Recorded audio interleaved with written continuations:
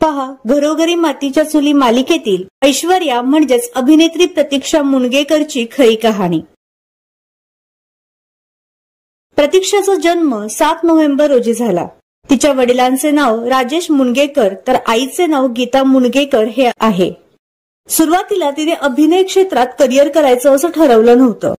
मात्र एके दिवशी सह्याद्री चॅनलचं शूटिंग पाहायला गेली असता तिला तिथे एक छोटा रोल साकारण्याची संधी मिळाली।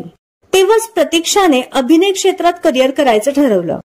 पण तिच्या घरची परिस्थिती नाजूक असल्याने ती कुरिअर पॅकिंग अशी काही छोटी मोठी कामे करत मालिकांसाठी ऑडिशन देऊ लागली।